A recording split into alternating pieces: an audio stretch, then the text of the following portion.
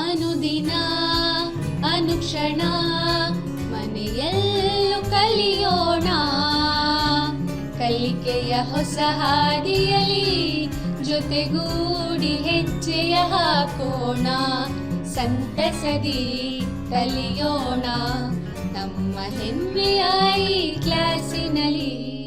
Yes sir. Yes teacher. Present ma'am. नमस्कार सबको, आज हिंदी क्लास में स्वागत है. ಇವತ್ತು 6ನೇ ತರಗತಿಯ ಹಿಂದಿ ಕ್ಲಾಸನ್ನು ಆರಂಭ ಮಾಡೋಣ. ಇದಕ್ಕೆ ಮೊದಲು ನಾನೊಂದು ಹಿಂದಿ ಒಂದು ಸಂಕ್ಷಿಪ್ತ ಪರಿಚಯವನ್ನು ನಾನು ನಿಮಗೆ ಕೊಡಬೇಕು ಅಂತ ಇದ್ದೀನಿ. ಇಲ್ಲಿ ಒಂದು ಚಟುವಟಿಕೆಯನ್ನು ಕೊಡ್ತಾ ಇದ್ದೀನಿ ನಿಮಗೆ. ಕೆಲವು ರಾಜ್ಯಗಳ ಹೆಸರನ್ನು ನಾನು ಕೊಡ್ತೀನಿ, ಅದರ ಆ ಭಾಗದ ಭಾಷೆ ಯಾವುದು ಅಂತ ನೀವು ನಿಮ್ಮ ಬುಕ್ಗಳಲ್ಲಿ ಬರಿಬೇಕು. ಎಲ್ಲರೂ ನಿಮ್ಮ ನಿಮ್ಮ ಪುಸ್ತಕಗಳನ್ನು ನಿಮ್ಮ ಹತ್ರ ಇಟ್ಕೊಳ್ಳಿ, ಮತ್ತು ಪ್ರತಿ ರಾಜ್ಯದ ಹೆಸರನ್ನು ಬರ್ಕೊಂಡು ಅಲ್ಲಿ ಮಾತನಾಡುವ ಭಾಷೆಯನ್ನು ನೀವು ಬರೀರಿ. ಕರ್ನಾಟಕ, ತಮಿಳುನಾಡು, ಪಶ್ಚಿಮ ಬಂಗಾಳ, ಉತ್ತರ ಪ್ರದೇಶ್, ದೆಹಲಿ, ಬಿಹಾರ್, ಗುಜರಾತ್, ಈ ಎಲ್ಲ ರಾಜ್ಯಗಳಲ್ಲಿ ಆಯಾ ರಾಜ್ಯಗಳಲ್ಲಿ ಮಾತನಾಡುವ ಭಾಷೆ ಅಥವಾ ಆಡಳಿತ ಭಾಷೆ ಯಾವುದು ಅಂತ ಬರೀರಿ. ಆಯ್ತಾ ಮಕ್ಕಳೇ? ಈಗ ಉತ್ತರ ನೋಡೋಣ. ಕರ್ನಾಟಕದಲ್ಲಿ ಯಾವ ಭಾಷೆ ಮಾತಾಡ್ತೀವಿ? ಕನ್ನಡ. ತಮಿಳುನಾಡಿನಲ್ಲಿ ತಮಿಳು ಭಾಷೆಯನ್ನು ಮಾತಾಡ್ತೀವಿ.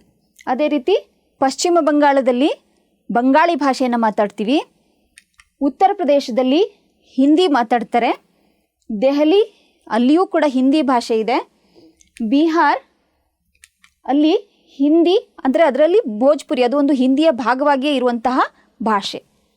ಅದಾದ ಮೇಲೆ ಗುಜರಾತ್, ಇಲ್ಲಿ ಗುಜರಾತಿ ಭಾಷೆ ಮಾತಾಡ್ತಾರೆ, ಆದರೂ ಅದು ಕೂಡ ಹಿಂದಿ ಭಾಷೆಯ ಹಿನ್ನೆಲೆ ಇರುವಂತಹ ಭಾಷೆ.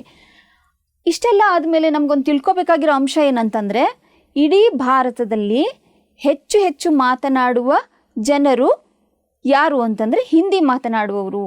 ಯಾಕೆ ಅಂತಂದರೆ ಉತ್ತರ ಭಾರತದಲ್ಲೆಲ್ಲ ಹಿಂದಿ ಪ್ರಚಲಿತ ಭಾಷೆ. ನೀವು ಕೆಲವು ರಾಜ್ಯಗಳಲ್ಲಿ ಮಾತ್ರ ಹಿಂದಿ ಭಾಷೆ ಮಾತನಾಡಲ್ಲ. ಉದಾಹರಣೆಗೆ ಕರ್ನಾಟಕದಲ್ಲಿ ಹಿಂದಿ ಆಡಳಿತ ಭಾಷೆಯಾಗಿ ಅಥವಾ ಪ್ರಚಲಿತ ಭಾಷೆಯಾಗಿ ಇಲ್ಲ. ತಮಿಳುನಾಡು, ಆಂಧ್ರ ಪ್ರದೇಶ್, ಕೇರಳ, ತೆಲಂಗಾಣ, ಇಲ್ಲೆಲ್ಲ ಯಾವಾಗಲೂ ನಮ್ಮ ದ್ರಾವಿಡ ಭಾಷೆಗಳು ಪ್ರಚಲಿತದಲ್ಲಿದೆ, ಆಯಾ ರಾಜ್ಯದ ಭಾಷೆಗಳು. ಆದರೆ ಉತ್ತರ ಭಾರತದಲ್ಲಿ ಮಾತ್ರ ಎಲ್ಲ ಕಡೆ ಹಿಂದಿ ಬಳಕೆಯಲ್ಲಿದೆ. ಅಂದರೆ ಆ ರಾಜ್ಯದ ಭಾಷೆ ಬಿಟ್ಟು ಹಿಂದಿಯನ್ನು ಎಲ್ಲರೂ ಮಾತನಾಡ್ತಾರೆ. ನಮ್ಮ ಪಕ್ಕದ ರಾಜ್ಯ ಮಹಾರಾಷ್ಟ್ರದಲ್ಲೂ ಕೂಡ ಹಿಂದಿ ಪ್ರಚಲಿತ ಭಾಷೆಯಾಗಿದೆ. ಮರಾಠಿ ಮಾತಾಡ್ತಾರೆ, ಆದರೂ ಹಿಂದಿ ಇದೆ. ಆದ್ದರಿಂದ ನಮ್ಮ ಪಠ್ಯಕ್ರಮದಲ್ಲಿಯೂ ಕೂಡ ಹಿಂದಿ ಒಂದು ಭಾಷೆಯಾಗಿ ನಮಗೆ ಕಲಿಯೋದಕ್ಕೆ ಶಿಕ್ಷಣ ನೀತಿಯ ಪ್ರಕಾರ ನಮಗೆ ಅದನ್ನು ಅಳವಡಿಸಲಾಗಿತ್ತು.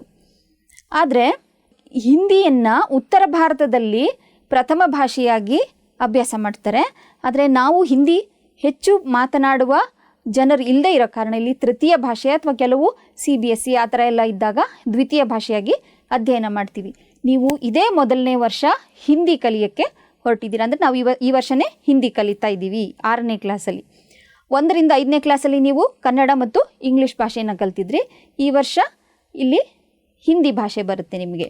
ಈಗ ಹಿಂದಿ ಭಾಷೆಯನ್ನು ನಾವು ಮಾತನಾಡುವುದಕ್ಕೆ ಮೊದಲು ಆ ಭಾಷೆಯನ್ನು ಕಲಿಬೇಕಲ್ವಾ? ಆ ಭಾಷೆಯ ಮೂಲ ಏನು? ಮೂಲ ಅಕ್ಷರ.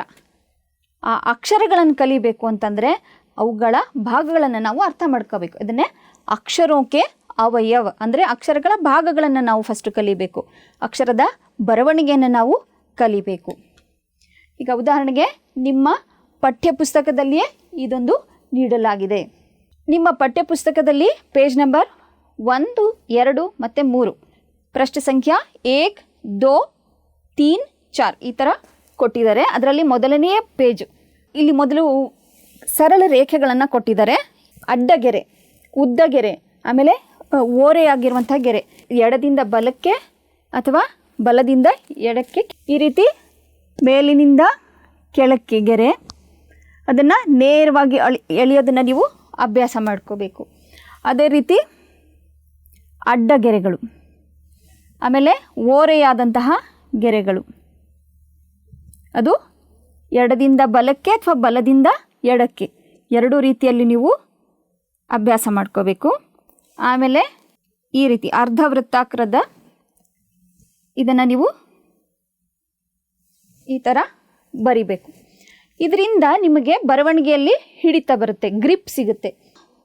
ಪಠ್ಯಪುಸ್ತಕದಲ್ಲಿ ನೀಡಿರುವಂತಹ ಪ್ರಶ್ನೆ ಸಂಖ್ಯಾ 2, 3, 4 ಅಂದರೆ ಪೇಜ್ ನಂಬರ್ 2, 3, 4 ಇದರಲ್ಲಿ ನೀವು ಅದನ್ನು ಅಭ್ಯಾಸ ಮಾಡ್ಕೊಳ್ಳಿ.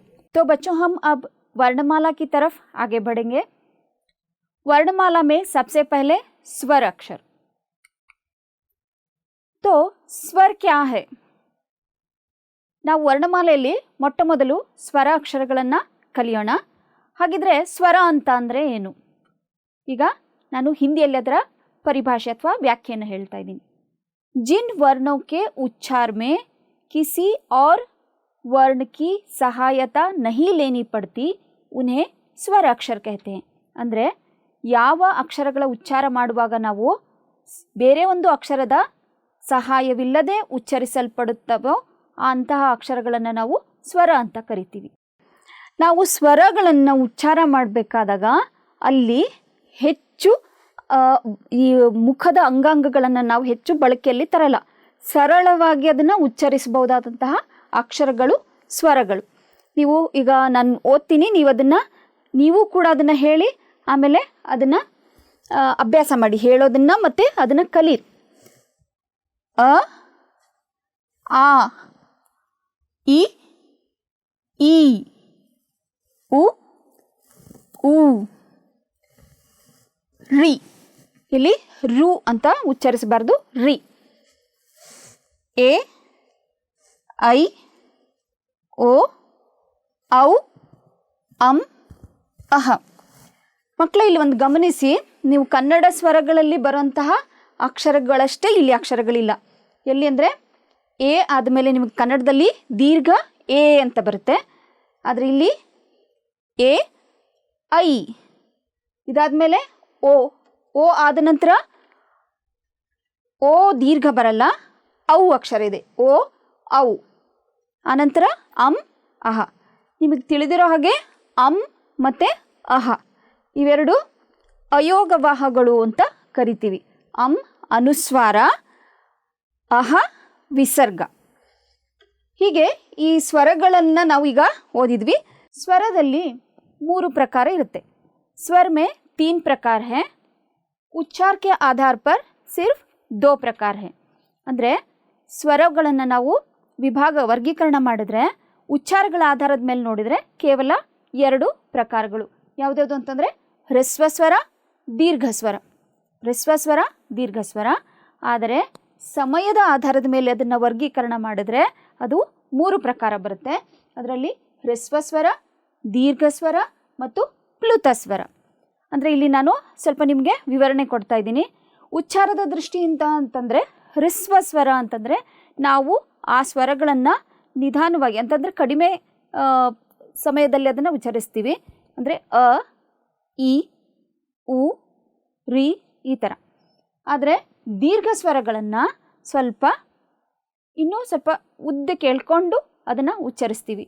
ಅಂದರೆ ಆ, ಈ, ಉ, ಎ, ಐ ಇವೆಲ್ಲ ದೀರ್ಘ ಸ್ವರಗಳಲ್ಲಿ ಬರುತ್ತೆ. ಅದೇ ರೀತಿ ಸಮಯದ ದೃಷ್ಟಿಯಿಂದ ನಾವು ಇದನ್ನು ವರ್ಗೀಕರಣ ಮಾಡಿದರೆ ಸಮಯಕ್ಕೆ ತಕ್ಕಂತೆ ಹೇಳಿದ್ರೆ ಅದು ಹ್ರಸ್ವ ಸ್ವರವನ್ನು ನಾವು ಒಂದು ಮಾತ್ರೆ ಅಂದರೆ ಒಂದು ನಿರ್ದಿಷ್ಟ ಸಮಯದಲ್ಲಿ ಉಚ್ಚರಿಸಿದರೆ ದೀರ್ಘ ಸ್ವರವನ್ನು ಅದರ ದುಪ್ಪಟ್ಟು ಸಮಯದಲ್ಲಿ ಅಂದರೆ 2 ಪಟ್ಟು ಹೆಚ್ಚು ಸಮಯವನ್ನು ತೆಗೆದುಕೊಂಡು ನಾವು ಅದನ್ನು ಉಚ್ಚರಿಸ್ತೀವಿ.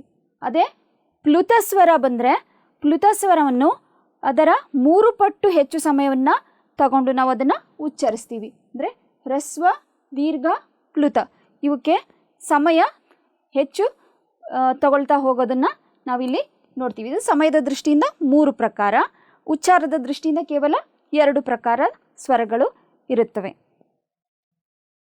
ಇಲ್ಲಿ ನಾನು ಪ್ಲುತ ಸ್ವರಕ್ಕೆ ಒಂದು ಉದಾಹರಣೆ ಕೊಟ್ಟಿದ್ದೀನಿ. ಓ ಮತ್ತು ಇಲ್ಲೊಂದು ಚಿಹ್ನೆ ಇದೆ, ಅದು ಹಿಂದಿ ಅಕ್ಷರದ 3 ಅನ್ನುವ ಸಂಖ್ಯೆಯನ್ನು ತೋರಿಸುತ್ತೆ. ಆಮೇಲೆ ಮ. ಓಂ ಅಂತಂದರೆ ಇಲ್ಲಿ ಪ್ಲುತ ಸ್ವರವನ್ನು ನಾವು ಉಚ್ಚರಿಸುವಾಗ ತೆಗೆದುಕೊಳ್ಳುವ ಸಮಯವನ್ನು ಇಲ್ಲಿ ತೋರಿಸ್ತಾ ಇದೆ. ಓಂ ಅನ್ನೋದಕ್ಕೆ 3 ಪಟ್ಟು ಸಮಯ ನಾವು ತಗೊಳ್ತೀವಿ. ಅದನ್ನು ಇಲ್ಲಿ ಪ್ಲುತಸ್ವರದ ಚಿಹ್ನೆಯನ್ನು ಬಳಸಿ ಬರೆಯಲಾಗಿದೆ. ಇದು ನಿಮಗೆ ಅಂಥ ಈ ವರ್ಷದಲ್ಲಿ ಅವಶ್ಯಕತೆ ಇರುವಂಥದ್ದಲ್ಲ, ಆದರೂ ಒಂದು ಪರಿಚಯನ ಮಾತ್ರ ನಾನು ನೀಡ್ತಾ ಇದ್ದೀನಿ. ಇಲ್ಲಿ ಮಕ್ಕಳೇ, ಇಲ್ಲಿ ಒಂದು ಹಿಂದಿಯಲ್ಲಿ ನಿಮಗೊಂದು ನಾನು ಚಟುವಟಿಕೆ ಕೊಡ್ತಾ ಇದ್ದೀನಿ. ಈಗಾಗಲೇ ನೀವು ಸ್ವರಮಾಲೆಯನ್ನು ಕಲ್ತಿದ್ದೀರಾ. ನಾನು ಒಂದು ಬಿಟ್ಟ ಸ್ಥಳವನ್ನು ಕೊಡ್ತಾ ಇದ್ದೀನಿ. ಕೆಲವು ಅಕ್ಷರಗಳ ನಿಮಗೆ ಅಲ್ಲಿ ತುಂಬಬೇಕಾಗಿದೆ. ಅ ಇದಾದ ಮೇಲೆ ಯಾವ ಅಕ್ಷರ ಬರುತ್ತೆ? ಆ.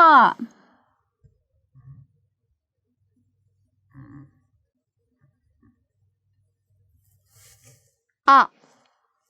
ಹಾಗೆ ಈ. ಈ.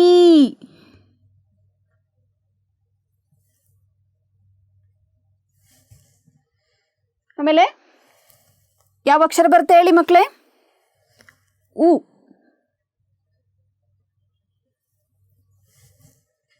ಆಮೇಲೆ ಉ ಮತ್ತೆ ರಿ ಕೊಡಲಾಗಿದೆ. ಎ. ಈಗ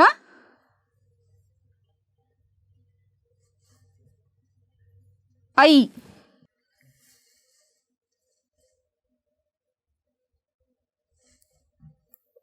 ಇದು ಓ. ಔ, ಅಂ, ಇಲ್ಲಿ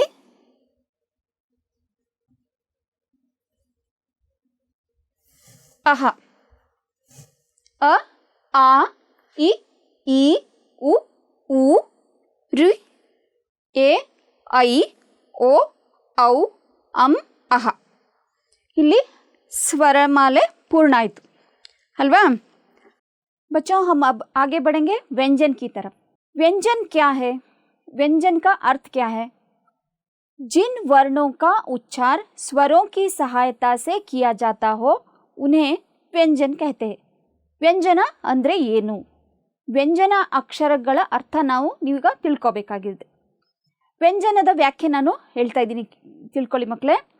ಯಾವ ಅಕ್ಷರಗಳ ಉಚ್ಚಾರದಲ್ಲಿ ಇನ್ನೊಂದು ಅಕ್ಷರದ ಸಹಾಯದ ಜೊತೆಗೆ ನಾವು ಅದನ್ನು ಉಚ್ಚರಿಸ್ತೀವೋ ಅದನ್ನು ವ್ಯಂಜನಗಳು ಅಂತ ಕರಿತೀವಿ. ಉದಾಹರಣೆಗೆ ನಾವೀಗಾಗಲೇ ವರ್ಣಮಾಲೆಯಲ್ಲಿ ಬಂದಿರುವಂತಹ ವ್ಯಂಜನಗಳನ್ನು ನೋಡಿದ್ದೀವಿ. ಅದರಲ್ಲಿ ಈಗ ಬರಿತಾ ಹೋಗ್ತೀನಿ ನಾನು. ಕ ಇದು ಪೂರ್ಣ ಅಕ್ಷರ ಅಲ್ಲ, ಅರ್ಧ ಅಕ್ಷರ. ಅರ್ಧ ಅಕ್ಷರ ಕ. ಅದಕ್ಕೆ ಯಾವ ಸಹಾಯ ಬೇಕು? ಈ ಸ್ವರದ ಸಹಾಯ ಬೇಕು. ಕ ಮತ್ತು ಅ ಈ ಎರಡು ಅಕ್ಷರಗಳ ಸಂಯೋಗದಲ್ಲಿ ಒಂದು ವ್ಯಂಜನ ಆಗುತ್ತೆ.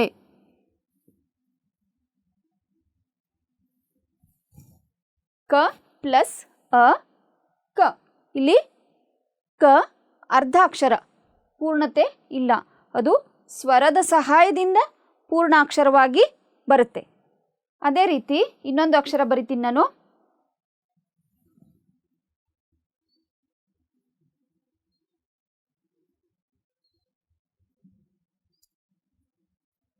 ಚ ಪ್ಲಸ್ ಅ.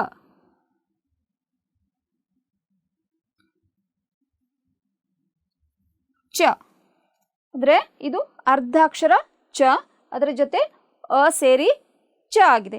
ಇನ್ನು ಮುಂದಿನ ನೀವು ತರಗತಿಗಳಲ್ಲಿ ನೀವು ಕಲಿಬಹುದು ಬಾರಾಖಡಿ ಅಂತ ಬರುತ್ತೆ, ಅಂದರೆ ಕಾಗುಣಿತ, ಕನ್ನಡದ ಕಾಗುಣಿತದ ಥರ. ಅದಕ್ಕೆ ಯಾವೆಲ್ಲ ಸ್ವರಗಳಿವೆಯೋ ಆ ಸ್ವರಗಳ ಜೊತೆ ವ್ಯಂಜನಗಳು ಸೇರಿ ಅಲ್ಲಿ ಆ ಬಾರಾಖಡಿಯನ್ನು ನಾವು ಬರಿತೀವಿ. ಚ ಪ್ಲಸ್ ಇ ಬರೆದಾಗ ಚಿ ಆಗುತ್ತೆ, ಚ ಪ್ಲಸ್ ಉ ಬರೆದಾಗ ಚು ಆಗುತ್ತೆ. ಈ ರೀತಿ ಸ್ವರಗಳ ಸಹಾಯದಿಂದ ಉಚ್ಚರಿಸಲ್ಪಡುವಂತಹ ಅಕ್ಷರಗಳನ್ನು ವ್ಯಂಜನಗಳು ಅಂತ ಕರಿತೀವಿ. ವ್ಯಂಜನಗಳ ಪ್ರಾಮುಖ್ಯತೆ ನಾವು ಈಗ ನೋಡ್ತೀವಿ. ಯಾಕಂದರೆ ಬರೀ ಸ್ವರಗಳ ಜೊತೆ ನಾವು ಒಂದು ಶಬ್ದವನ್ನು ಉತ್ಪನ್ನ ಮಾಡೋಕ್ಕಾಗಲ್ಲ. ಒಂದು ಶಬ್ದವನ್ನು ಬರೆಯೋದಕ್ಕೆ ಸ್ವರಗಳು ಬೇಕು, ವ್ಯಂಜನಗಳು ಬೇಕು. ಅವೆರಡರ ಸಹಾಯದೊಂದಿಗೆ ನಾವು ಶಬ್ದಗಳಿಂದ ವಾಕ್ಯಗಳನ್ನು ನಾವು ರಚನೆ ಮಾಡ್ತೀವಿ. ಮಕ್ಕಳೇ, ಈಗ ನೆಕ್ಸ್ಟು व्यंजन अक्षर। व्यंजन अक्षर को हम पढ़ेंगे। व्यंजन अक्षरों में दो प्रकार। ವ್ಯಂಜನ ಅಕ್ಷರಗಳಲ್ಲಿ ಎರಡು ಪ್ರಕಾರ ಬರುತ್ತೆ. ಅದರಲ್ಲಿ ಮೊದಲನೇದು ವರ್ಗೀಯ ವ್ಯಂಜನ। वर्गीय व्यंजन में ಕ ಖ ಗ ಘ ङ ಚ ಛ ಜ ಝ ಞ ಟ ಠ ಡ ಢ ಣ ತ ಥ ದ ಧ ನ ಪ ಫ ಬ ಭ ಮ. ಮಕ್ಕಳೇ, ಇಲ್ಲಿ 2 ಅಕ್ಷರಗಳನ್ನು ನಾನು ಪಕ್ಕಕ್ಕೆ ಬರೆದಿದ್ದೀನಲ್ಲ, ಅದು ನಿಮ್ಮ ಪಠ್ಯಪುಸ್ತಕದಲ್ಲೂ ಇದೆ. ಅದನ್ನು ಗಮನಿಸಿ. ಇಲ್ಲಿ ಡ ಢ ಇದನ್ನು ಮತ್ತೆ ಬರೆಯಲಾಗಿದೆ, ಆದರೆ ಒಂದು ಸಣ್ಣ ವ್ಯತ್ಯಾಸದೊಂದಿಗೆ. ಅಲ್ಲಿ ಕೆಳಗಡೆ ಚುಕ್ಕಿ ಕೊಡಲಾಗಿದೆ. ಆ ಚುಕ್ಕಿ ಯಾಕೆ ಅಂತಂದರೆ, ಕೆಲವು ಅಕ್ಷರಗಳಲ್ಲಿ ನಾವು ಪೇಡ್, ಹಿಂದಿಯಲ್ಲಿ ಪೇಡ್, ಡ ಡ ಈ ಥರದ ಉಚ್ಚಾರ ಮಾಡಬೇಕಾದ್ರೆ ಆ ಥರ ಚುಕ್ಕಿಯನ್ನು ಬರೆಯಲಾಗುತ್ತೆ. ಅದನ್ನು ನಾವು ಆಮೇಲೆ ನೋಡೋಣ. ಈಗ ಈ ಎಷ್ಟು ಅಕ್ಷರಗಳು ವ್ಯಂಜನ, ವರ್ಗೀಯ ವ್ಯಂಜನದಲ್ಲಿ ಬರುತ್ತೆ. ವರ್ಗೀಯ ವ್ಯಂಜನ ಅಂತಂದರೆ ವರ್ಗಗಳನ್ನು ಹೊಂದಿರುವಂತಹ ವ್ಯಂಜನಗಳು. ಕ ವರ್ಗ, ಚ ವರ್ಗ, ಟ ವರ್ಗ, ತ ವರ್ಗ, ಪ ವರ್ಗ. ಇಲ್ಲಿ ನಾವು ಗಮನಿಸಬೇಕಾಗಿರೋಂಥ ಅಂಶ ಏನಂದರೆ, ಪ್ರತಿ ವರ್ಗದ ಮೊದಲನೆಯ, ನಾವು ಉದ್ದಗೆರೆ ಎಳೆದಾಗ ಮೊದಲನೆಯ ಅಕ್ಷರ ಮತ್ತು ಮೂರನೆಯ ಅಕ್ಷರ ಅಲ್ಲಿ ಏನಾಗಿರುತ್ತೆ, ಅಲ್ಪ ಪ್ರಾಣ ಅಕ್ಷರಗಳು ಅಂತ ಬರುತ್ತೆ. ಅಂದರೆ ಇದರಲ್ಲೂ ಕೂಡ ನಾವು ಭಾಗ ಮಾಡಿದ್ದೀವಿ. ಇದು ಅಲ್ಪ ಪ್ರಾಣ, ಮೂರನೆಯ ಅಕ್ಷರ ಕೂಡ ಅಲ್ಪ ಪ್ರಾಣ ಆಗಿರುತ್ತೆ. ಅಂದರೆ ಇಲ್ಲಿ ಕ ಚ ಟ ತ ಪ ಗ ಜ ಡ ದ ಬ. ಈ ಇಷ್ಟು ಅಕ್ಷರಗಳನ್ನು ನಾವು ಉಚ್ಚರಿಸುವಾಗ ಸ್ವಲ್ಪ ಕಡಿಮೆ ಉಸಿರನ್ನು ನಾವು ಬಳಸಿ ಉಚ್ಚರಿಸುವಂತಹ ಅಕ್ಷರಗಳು, ವರ್ಣಗಳು. ಅದೇ ಈ ಎರಡನೆಯ ಅಕ್ಷರಗಳೇನಾಗಿದೆ, ಪ್ರತಿ ವರ್ಗದ ಎರಡನೇ ಅಕ್ಷರ ಖ ಛ ಠ ಥ ಫ. ಗಮನಿಸಿ ಮಕ್ಕಳೇ, ನಾನು ಉಚ್ಚರಿಸೋದನ್ನು ಘ ಝ ಢ ಧ ಭ. ಇಲ್ಲಿ ನಾನು ಉಚ್ಚಾರದಲ್ಲಿ ನೀವು ಗಮನಿಸಿದ್ದೀರಾ, ಹೆಚ್ಚು ಉಸಿರನ್ನು ತಗೊಂಡು ನಾನು ಈ ಅಕ್ಷರಗಳನ್ನು ಹೇಳ್ತಾ ಇದ್ದೀನಿ. ಅಂದರೆ ಈ ಅಕ್ಷರಗಳನ್ನು ಮಹಾಪ್ರಾಣ ಅಂತ ಕರೀತಾರೆ. ಈ ಮೊದಲನೆಯ ಮತ್ತು ಮೂರನೆಯ ಅಕ್ಷರಗಳು ಅಲ್ಪ ಪ್ರಾಣ ಆಗಿದ್ದರೆ, ಎರಡನೇ ಮತ್ತು ನಾಲ್ಕನೇ ಅಕ್ಷರ ಮಹಾಪ್ರಾಣ ಆಗಿರುತ್ತೆ. ಕೊನೆಯದಾಗಿ ಬರುವಂಥದ್ದು ಪ್ರತಿ ವರ್ಗದ 5ನೇ ಅಕ್ಷರ ಏನಾಗಿರುತ್ತೆ, ಅನುನಾಸಿಕ. ನಾನು ಅದನ್ನು ಉಚ್ಚರಿಸ್ತೀನಿ, ಗಮನಿಸಿ ನೀವು ಅದನ್ನು. ङ ಯ ನ ನ ಮ. ಈ 5 ಅಕ್ಷರಗಳಲ್ಲಿ ನೀವು ಗಮನಿಸಿದ್ದೀರಲ್ವಾ, ಇಲ್ಲಿ ಮೂಗಿನ ಧ್ವನಿಯಿಂದ, ನಾಸಿಕ ಅಂತಂದರೆ ಮೂಗು, ಆ ನಾಸಿಕದ ಧ್ವನಿಯೊಂದಿಗೆ ಉಚ್ಚರಿಸುವಂತಹ ಅಕ್ಷರಗಳು ಅನುನಾಸಿಕ ಅಂತ ಹೇಳ್ತೀವಿ. ಬಚ್ಚೋ, अल्पप्राण, महाप्राण, अल्पप्राण, महाप्राण, अनुनासिक, 3 प्रकार के विभाग किए गए हैं वर्गीय व्यंजन में. वर्गीय व्यंजनದಲ್ಲಿ 3 ಭಾಗಗಳನ್ನು ಮಾಡಿದ್ದಾರೆ. ಅಲ್ಪಪ್ರಾಣ, ಮಹಾಪ್ರಾಣ, ಅನುನಾಸಿಕ. ಅಂದರೆ ಇದು ಒಂದು ಬಣ್ಣದಲ್ಲಿರುವಂಥದ್ದು ಅಲ್ಪಪ್ರಾಣ, ಇವೆರಡು ಮಹಾಪ್ರಾಣ, ಇದು ಅನುನಾಸಿಕ. ಇನ್ನು ನೀವು ಮುಂದುವರೆದಂತೆ ಇವು ಕೂಡ ವ್ಯಂಜನ ಅಕ್ಷರಗಳು. ಯ, ರ, ಲ, ವ, ಶ, ಶ, ಸ, ಹ. ಇವು ಹಿಂದಿ ವರ್ಣಮಾಲೆಯಲ್ಲಿ ಬರುವಂತಹ ವ್ಯಂಜನ ಅಕ್ಷರಗಳು. ಹಿಂದಿ ವರ್ಣಮಾಲಾಕ್ಕೆ ವರ್ಗೀಯ ವ್ಯಂಜನೋ ಸೆ ವಿಪರೀತ್ ಅವರ್ಗೀಯ ವ್ಯಂಜನ. ಅವರ್ಗೀಯ ವ್ಯಂಜನ ಇಲ್ಲಿ ಯಾವುದೇ ವರ್ಗಗಳಿಲ್ಲ. 5 ಅಕ್ಷರಗಳದ್ದು ಅಲ್ಪಪ್ರಾಣ, ಮಹಾಪ್ರಾಣ ಆ ಥರದ ಭಾಗಗಳನ್ನು ಮಾಡಲಾಗಿಲ್ಲ. ಬರೀ 8 ಅಕ್ಷರಗಳನ್ನು ನಾವು ಹಿಂದಿಯಲ್ಲಿ ಬಳಸ್ತೀವಿ. 8 अक्षरों को हिंदी में हमेशा लिखा जाता है. ಇದು ಕೊನೆಯ ಅಕ್ಷರ ಳ. ಈ ಳ ಅಕ್ಷರ ನಾವು ಹಿಂದಿಯಲ್ಲಿ ಅತಿ ಕಡಿಮೆ ಬಳಸೋದು. ಯಾಕಂದರೆ ಬೇರೆ ಭಾಷೆಯ ಶಬ್ದಗಳನ್ನು ಬರಿಬೇಕಾದಾಗ ಮಾತ್ರ ಅದನ್ನು ಬಳಕೆಯಲ್ಲಿರೋಂಥದ್ದು. ಆದ್ದರಿಂದ ನಿಮಗೆ ಹಿಂದಿ ವರ್ಣಮಾಲೆಯಲ್ಲೂ ಕೂಡ ಅದನ್ನು ಕೊಡಲ್ಲ. ಹ ತನಕ, ಯ ಇಂದ ಹವರೆಗೂ, ಯ ಸೆ ಹ ತಕ್ ಅವರ್ಗೀಯ ವ್ಯಂಜನ್ ಕಹಲಾತೆ ಹೇ. ಈ ಕೊನೆಯ ಅಕ್ಷರ ಳ ಬಳಕೆಯಲ್ಲಿ ಇಲ್ಲದೆ ಇರೋದ್ರಿಂದ ನಾನು ನಿಮ್ಗೆ ಅದನ್ನು ಬೇರೆ ಬಣ್ಣದಲ್ಲಿ ಅದನ್ನು ಗುರುತಿಸಿ ಬರೆದಿದ್ದೀನಿ. ಆಯ್ತಲ್ವಾ ಮಕ್ಕಳೇ? ಈಗ ವರ್ಣಮಾಲೆಯಲ್ಲಿ ಬರುವಂತಹ ಕೊನೆಯ ಭಾಗದಲ್ಲಿ ಬರುವಂಥದ್ದು ಸಂಯುಕ್ತಾಕ್ಷರ. ಸಂಯುಕ್ತಾಕ್ಷರ ಅಂತ ಅಂದರೆ ಏನು? ಸಂಯುಕ್ತ ಅಂತಂದರೆ 2 ಅಕ್ಷರಗಳು ಒಟ್ಟಾಗಿ ಇನ್ನೊಂದು ಅಕ್ಷರವಾಗಿ ಮಾರ್ಪಡೋದು. ಸಂಯುಕ್ತಾಕ್ಷರಲ್ಲಿ ಇಲ್ಲಿ ಕ್ಷ, ತ್ರ, ಜ್ಞ, ಶ್ರ. ಕ್ಷ, ತ್ರ, ಜ್ಞ, ಶ್ರ. ये ಸಂಯುಕ್ತಾಕ್ಷರ है. ಕ್ಷ ಕ್ಷ ಅಕ್ಷರದಲ್ಲಿ ಯಾವ ಎರಡು ಅಕ್ಷರಗಳಿವೆ ಅದನ್ನು ಇಲ್ಲಿ ನೋಡ್ತಾ ಇದ್ದೀವಿ ನಾವು. ಇಲ್ಲಿ ನಾನು ಬರೆದಿದ್ದೀನಲ್ವಾ, ಗಮನಿಸಿ ಮಕ್ಕಳೇ. ಕ ಪ್ಲಸ್ ಶ, ಕ್ಷ. ಕ ಪ್ಲಸ್ ಶ, ಕ್ಷ. ಇದು ಎರಡನೇ ಅಕ್ಷರ ಸಂಯುಕ್ತಾಕ್ಷರ ತ್ರ. ತ ಪ್ಲಸ್ ರ, ತ್ರ. ಜ್ಞ, ಜ ಪ್ಲಸ್ ಯ, ಜ್ಞ. ಜ ಪ್ಲಸ್ ಯ, ಜ್ಞ. ಶ್ರ, ಶ ಪ್ಲಸ್ ರ, ಶ್ರ. ಈಗ ಈ 4 ಅಕ್ಷರಗಳು ಕ್ಷ, ತ್ರ, ಜ್ಞ, ಶ್ರ, ಇದು ನಿಮಗೆ ವರ್ಣಮಾಲೆಯಲ್ಲಿ ಬರುವಂತಹ ಸಂಯುಕ್ತಾಕ್ಷರಗಳು. ಇದಲ್ಲದೆ ನಾವು ಇನ್ನೂ ಬೇರೆ ಶಬ್ದಗಳನ್ನು ಬರಿಬೇಕಾದ್ರೆ ಬೇರೆ ಬೇರೆ ಸಂಯುಕ್ತಾಕ್ಷರಗಳು ಅವಶ್ಯಕತೆ ನಮಗಿರುತ್ತೆ. ಆದ್ದರಿಂದ ಇಲ್ಲಿ ನಾವು ಬೇರೆ ಬೇರೆ ಸಂಯುಕ್ತಾಕ್ಷರಗಳನ್ನು ಕೂಡ ನೋಡೋಣ. ಅಂದರೆ ವರ್ಣಮಾಲೆಯಲ್ಲಿ ಇಲ್ಲದಿರುವಂತಹ ನಾವು ಬರಿಬೇಕಾದಂತಹ ಕೆಲವು ಸಂಯುಕ್ತಾಕ್ಷರಗಳು. ಅದರಲ್ಲಿ ಅನ್ಯ ಸಂಯುಕ್ತಾಕ್ಷರ ಅಂತ ನಾನು ಹೇಳ್ತಾ ಇದ್ದೀನಿ. ಪ ಪ್ಲಸ್ ರ, ಪ್ರ. ಪ ಪ್ಲಸ್ ರ, ಪ್ರ. ಪ್ರ ಪ್ರ ನಾವು ಯಾವ ಶಬ್ದ ಬರೆಯೋದಕ್ಕೆ ನಮಗೆ ಬೇಕಾಗಿರುತ್ತೋ ಅವಾಗ ನಾವು ಈ ಸಂಯುಕ್ತಾಕ್ಷರನ ಬರ್ಕೋಬೇಕು. ಪ್ರಥಮ, ಪ್ರಥಮ ಬರೆಯೋಕ್ಕೆ ಪ್ರ ಬೇಕು. ಆಗ ಪ ಪ್ಲಸ್ ರ, ಪ್ರ. ಇಲ್ಲಿ ಎರಡನೇದು ಗ ಪ್ಲಸ್ ರ, ಗ್ರ. ಗ್ರ. ಈಗ ಗ್ರಹ ಅಂತ ಬರಿಬೇಕು ಅಂದರೆ ಗ್ರ, ಗ್ರ ಈ ಸಂಯುಕ್ತಾಕ್ಷರ ನಾವು ಬರಿಬೇಕು. ಅದಕ್ಕೆ ಗ ಪ್ಲಸ್ ರ, ಗ್ರ. ಮೂರನೇದು ಶ ಪ್ಲಸ್ ನ, ಶ್ನ. ಪ್ರಶ್ನ, ಪ್ರಶ್ನ. ಪ್ರಶ್ನೆ ಬರಿಬೇಕಂದ್ರೆ ಶ್ನ. ಆ ಶ ಪ್ಲಸ್ ನ, ಶ್ನ ಅದನ್ನು ಸೇರಿಸಿ ಬರಿಬೇಕು. ಅಂದರೆ ಇಲ್ಲಿ ಶ ಅಕ್ಷರದ ಅರ್ಧ ಭಾಗ ಮತ್ತು ನ ಈ ಎರಡು ಸೇರಿಸಿ ಶ್ನ. ಇಲ್ಲೂ ಗ ಅರ್ಧ ಭಾಗ ಮತ್ತು ಅದಕ್ಕೆ ರ ಸೇರಿಸಿರೋದು. ಕ ಪ್ಲಸ್ ರ, ಕ್ರ. ಸ ಪ್ಲಸ್ ಮ, ಸ್ಮ. ನೋಡಿ ನೀವಿಲ್ಲಿ ಕ ಪ್ಲಸ್ ರ, ಕ್ರ. ಉದಾಹರಣೆ ಕ್ರಿಯಾ. ಕ್ರಿಯಾ ಬರಿಬೇಕು ಅಂದರೆ ಈ ಕ್ರ ಅಕ್ಷರದ ಸಂಯುಕ್ತಾಕ್ಷರದ ಅವಶ್ಯಕತೆ ಇದೆ. ಸ ಪ್ಲಸ್ ಮ, ಸ್ಮ. ಇಲ್ಲಿ ಸ್ಮರಣ, ಸ್ಮರಣ ಅಂತ ಬರೀಬೇಕು ಅಂತಂದರೆ ಸ ಪ್ಲಸ್ ಮ, ಸ್ಮ ಬರಿಬೇಕಾಗಿರುತ್ತೆ ಅಲ್ವಾ ಮಕ್ಕಳೇ. ಈಗ ಇದನ್ನು ನೀವು ನಿಮ್ಮ ಪುಸ್ತಕದಲ್ಲಿ ಬರ್ಕೊಳ್ಳಿ.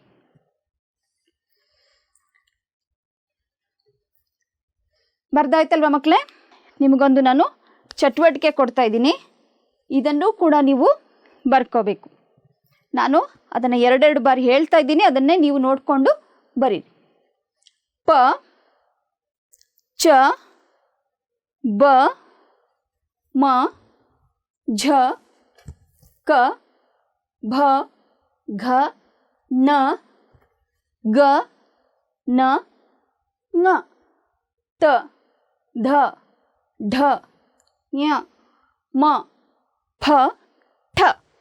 ಈ ಇಷ್ಟು ಅಕ್ಷರಗಳ ಉಚ್ಚಾರ ಕೂಡ ಕೇಳಿಸ್ಕೊಂಡಿದ್ದೀರಾ ನೀವು. ಇನ್ನೊಂದು ಸಲ ಓದ್ತೀನಿ ನಾನು. ಪ, ಚ, ಬ, ಮ, ಝ, ಕ, ಭ, ಘ, ನ, ಗ, ನ, ङ, ತ, ಧ, ಢ, ಞ, ಮ, ಫ, ಠ. ಈ ಇಷ್ಟು ಅಕ್ಷರಗಳಲ್ಲಿ ನೀವು ಮಾಡಬೇಕಾಗಿರೋದೇನೆಂದರೆ 3 ಕಾಲಮ್ಗಳನ್ನು ಹಾಕ್ಕೊಳ್ಳಿ, ಟೇಬಲ್ ಥರ. ಅದರಲ್ಲಿ ಮೊದಲನೇದು ಅಲ್ಪಪ್ರಾಣ ಅಂತ ಬರ್ಕೊಳ್ಳಿ, ಎರಡನೇದು ಮಹಾಪ್ರಾಣ ಅಂತ ಬರ್ಕೊಳ್ಳಿ, ಮೂರನೇದು ಅನುನಾಸಿಕ ಅಂತ ಬರ್ಕೊಳ್ಳಿ. ಆ 3 ಭಾಗಗಳನ್ನಾಗಿ ನೀವು ಈ ಅಕ್ಷರಗಳನ್ನು ವಿಂಗಡಿಸಬೇಕು. ಅಲ್ಪಪ್ರಾಣ, ಮಹಾಪ್ರಾಣ, ಅನುನಾಸಿಕ್, ವರ್ಣೋं की सूची बनाइए. सूची ಅಂದರೆ ಪಟ್ಟಿ ಮಾಡಿ ಅಂತ. ಇಲ್ಲಿ ಪ ಅಕ್ಷರ ಅಲ್ಪಪ್ರಾಣವೇ ಅಥವಾ ಮಹಾಪ್ರಾಣವೇ ಅಂತ ನೀವು ಅಲ್ಲಿ ಕಾಲಮಲ್ಲಿ ನಮೂದಿಸಬೇಕು. ಬರೀತಿದ್ದೀರಾ ಮಕ್ಕಳೇ? ಈಗ ಉತ್ತರ ನೋಡೋಣವಾ? ನೋಡಿ ಇಲ್ಲಿ उत्तर अल्पप्राण अक्षर, महाप्राण अक्षर, अनुनासिक. अल्पप्राण अक्षर प, ब, म, ಚ ಕ ಗ ತ. ಮಹಾಪ್ರಾಣಾಕ್ಷರ ಝ ಭ ಘ ಧ ಢ ಫ ಠ. ಈಗ ಮೂರನೇ ಕಾಲಮ್ ಅನುನಾಸಿಕ. ಅನುನಾಸಿಕ ಅಂದರೆ ಏನು ಗೊತ್ತಿದೆ ಅಲ್ವಾ ಮಕ್ಕಳೇ? ಮೂಗಿನ ಧ್ವನಿಯಿಂದ ಉಚ್ಚರಿಸಲ್ಪಡುವಂತಹ ಅಕ್ಷರಗಳು. ನ ನ ङ ಯ ಮ. ನ ನ ङ ಯ ಮ. ಈ 25 ವರ್ಗೀಯ ವ್ಯಂಜನಗಳಲ್ಲಿ ಕೇವಲ 5 ಅಕ್ಷರಗಳು ಮಾತ್ರ ಅನುನಾಸಿಕ ಇರೋದು. 5 ಅಕ್ಷರ ಅನುನಾಸಿಕ. 5 ಅಕ್ಷರಗಳು ಇಲ್ಲಿ ಇವೆ. ಅಕ್ಷರ ಪಹಚಾನೋ ಔರ್ ಬೋಲೋ. ಅಕ್ಷರಗಳನ್ನು ಗುರುತಿಸಿ ಮತ್ತು ಅದನ್ನು ಹೇಳಿ. ನಾನು ಓದ್ತೀನಿ, ನೀವು ಅದನ್ನು ಪುನಃ ಅದನ್ನು ರಿಪೀಟ್ ಮಾಡಿ.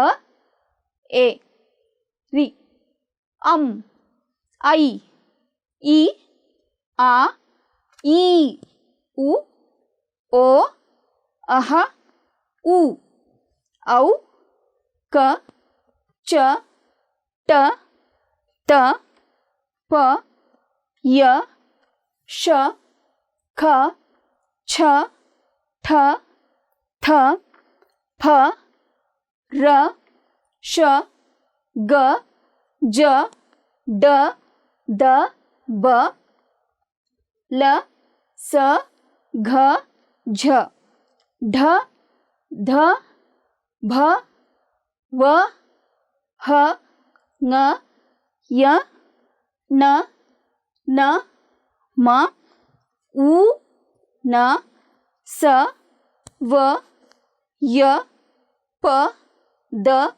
ಹ ख ठ र म. अक्षरों को पहचानो. अक्षरों को पहचानो. Jumble letters. ಇಲ್ಲಿ ಹಿಂದೆ ಮುಂದೆ ಕೊಟ್ಟಿರುವಂಥ ಅಕ್ಷರಗಳನ್ನು ನೀವು ಗುರುತಿಸಿ ಅದನ್ನು ಓದಬೇಕು. ಇನ್ನೊಂದು ಸಲ ಓದ್ತೀನಿ ಮಕ್ಕಳೇ. ಅ ಎ ರಿ ಅಂ ಐ ಈ ಆ ಈ ಉ ಓ ಅಹ ಉ ಔ ಕ ಚ ಟ ತ ಪ ಯ ಶ ಖ ಛ ಠ ಥ ಫ ರ ಶ ಗ ಜ ಡ ದ ಬ ಲ ಸ ಹ ಝ ಢ ಧ ಭ ವ ಹ ङ ಯ ನ ನ ಮ ಉ ನ ಸ ವ ಯ ಪ ದ ಹ ಖ ಠ ರ ಮ. ಇವಿಷ್ಟು ಅಕ್ಷರಗಳು ನಿಮ್ಮ ಪಠ್ಯಪುಸ್ತಕದಲ್ಲೂ ಇದು ಇದೆ. ಇದನ್ನು ನೀವು ಪದೇ ಪದೇ ಅದನ್ನು ನೋಡಿ ಓದಬೇಕು, ಗುರುತಿಸಬೇಕು. ಆಗ ನಿಮಗೆ ಅಕ್ಷರ ಕಲಿಯೋದ್ರಲ್ಲಿ ಸುಲಭ ಆಗುತ್ತೆ. ಆಮೇಲೆ ನಿಮಗೆ ನಿಮ್ಮ ಪಠ್ಯಪುಸ್ತಕದ ಪೇಜ್ ನಂಬರ್ 7ರಿಂದ पेज नंबर 12 पृष्ठ संख्या 7 से पृष्ठ संख्या 12 तक अभ्यास के लिए स्वरों का लेखन है. ಅಂದರೆ ಸ್ವರಗಳನ್ನು ನೀವು ಬರಿಬೇಕು. ಅದರಲ್ಲಿ ಗೆರೆ ಇದೆ, 3 ಗೆರೆಗಳನ್ನು ನೀವು ಬಳಸ್ಕೊಂಡು ಅದನ್ನು ಅಭ್ಯಾಸ ಮಾಡಬೇಕು. ಇದನ್ನು ಪ್ರತಿಯೊಬ್ಬ ವಿದ್ಯಾರ್ಥಿ ಮಾಡಲೇಬೇಕಾದಂಥದ್ದು. ಯಾಕೆಂದರೆ ನಿಮ್ಮ ಬರವಣಿಗೆ ಇದರಲ್ಲಿ ಸ್ಪಷ್ಟತೆಯನ್ನು ಕಾಣಬಹುದು. ಮಕ್ಕಳೇ, ನೀವು ಗೃಹ ಕಾರ್ಯ ನಾನು ನಿಮ್ಗೆ ಕೊಡ್ತಾ ಇದ್ದೀನಿ. ಪೃಷ್ಠ ಸಂಖ್ಯಾ 19 ಪೇಜ್ ನಂಬರ್ 19 ಅಲ್ಲಿ ನಿಮಗೆ ಅಭ್ಯಾಸವನ್ನು ನೀಡಲಾಗಿದೆ. ಅದರಲ್ಲಿ ಸ್ವರ ಅಕ್ಷರಗಳ ಬಗ್ಗೆ, ವ್ಯಂಜನಗಳ ಬಗ್ಗೆ ನಿಮಗೆ ಕೆಲವೊಂದು ಅಭ್ಯಾಸ ಕೊಟ್ಟಿದ್ದಾರೆ. ಅದನ್ನು ನೀವು ಪೂರ್ಣಗೊಳಿಸಿ ಮತ್ತು ನಿಮ್ಮ ವಿಷಯ ಶಿಕ್ಷಕರಿಗೆ ಅದನ್ನು ನೀವು ತೋರಿಸ್ಬೇಕು. ಆಯಿತಾ ಮಕ್ಕಳೇ? ಇವತ್ತಿನ ಈ ಕ್ಲಾಸ್ ಕಾರ್ಯಕ್ರಮಕ್ಕೆ ನೀವು ಇಷ್ಟು ಚೆನ್ನಾಗಿ ಇದನ್ನು ಕಲಿಯೋದಕ್ಕೆ ನೀವು ಪ್ರಾರಂಭ ಮಾಡಿದ್ದೀರಾ. ಅದಕ್ಕೆ ಧನ್ಯವಾದಗಳನ್ನು ಹೇಳ್ತಾ ಈ ಕ್ಲಾಸ್ ಮುಗಿಸ್ತಾ ಇದ್ದೀನಿ. ನನ್ನ ಹೆಸರು ನಾಜ್ನೀನ್ ಎ ಪಠಾಣ್ ಅಂತ. ಸರ್ಕಾರಿ ಹಿರಿಯ ಪ್ರಾಥಮಿಕ ಶಾಲೆ ಸೋಲದೇವನಹಳ್ಳಿ, ಬೆಂಗಳೂರು ಉತ್ತರ ವಲಯ 4, ಬೆಂಗಳೂರು ಉತ್ತರ ಜಿಲ್ಲೆ. ಧನ್ಯವಾದಗಳು ಮಕ್ಕಳು. ಅನುದಿನ ಅನುಕ್ಷಣ ಮನೆಯಲ್ಲೂ ಕಲಿಯೋಣ. ಹಾಯ್